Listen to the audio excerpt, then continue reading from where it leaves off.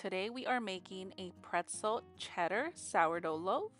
Look at how golden and perfect this crust is. Let's get straight into the recipe. You will start with 125 grams of active sourdough starter. This is what my starter looks like at its peak. It has bubbles everywhere. The top isn't domed anymore, and it smells yeasty and sweet. I always measure my starter because this is how much I have left after I mix my dough. I never have any discard. So now you will add 350 grams of filtered water, and you will mix these two together until the starter dissolves or mostly dissolves into the water. You will add 500 grams of flour and 10 grams of salt. Now you'll mix everything together until there are no more pockets of flour left over on your bowl, and then you will let your dough rest for about 30 minutes on the counter. I like to use a rubber bench scraper to clean the sides of my bowl. That way all of the flour is with the dough.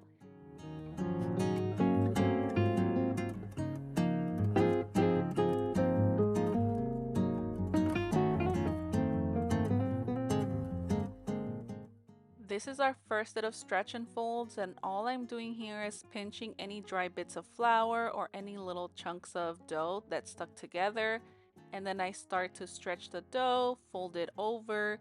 I go around the bowl until the dough starts to resist, and then I grab my dough and I do a few slap and folds. I don't add any inclusions on the first set because I'm trying to strengthen the dough. Once your dough starts to keep its shape, you want to stop. That way you don't start to tear the dough. And this is what it looks like after the first set. Usually it looks pretty smooth in comparison to how it started.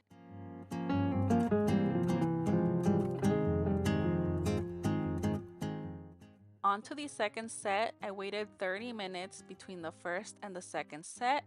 I decided to add some of this everything bagel seasoning and this cheddar cheese. I did shred it myself. You can add any inclusions you want. You can leave the bagel seasoning out, or you can even add jalapenos to this. You could do anything you want with this dough. You can add whatever, and then at the end just follow the next steps, but add your inclusions of choice. Stretch the dough, fold it over, and you repeat the steps until you get all around the dough. I do like to grab this dough and make it into a little ball. I feel like this is when I can see the dough rising better. If you leave it all flat and not with a round little shape, I feel like it's harder to tell when your dough is done bulk fermenting. So as you can see here, I made it into a little ball, and now we wait 30 minutes and we do our third set. I don't have a lot of cheddar cheese left, so I am going to add whatever is left over, and I will do some coil folds. I like to do coil folds on the third and fourth set because the dough is pretty strong at this point and it doesn't really need a lot of handling. And I feel like it's very gentle. It doesn't tear the dough as easily as if you do stretch and folds. And as you can tell here, I'm literally done. Now I'm going to let this dough rest for 30 minutes and on to our fourth set. And again, doing only coil folds.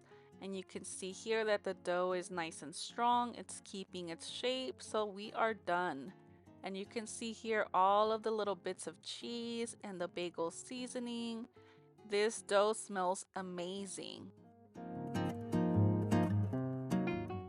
After a few hours on the counter, my dough is ready to be shaped. My dough isn't sticky to the touch. It could be tacky but not overly sticky. It's pulling away from the bowl nicely and it's full of bubbles.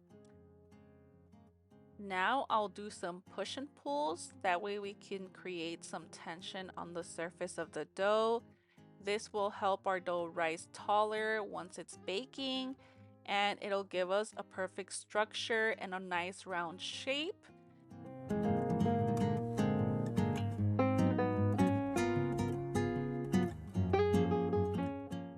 Now I put the dough onto my banneton. I used a bowl-shaped banneton. That way it can keep the round shape instead of a batard shape. And I am doing some stitching here. That way the dough can be nice and tight and create even more surface tension. And we will cold proof this dough overnight, and then I will be ready to bake in the morning.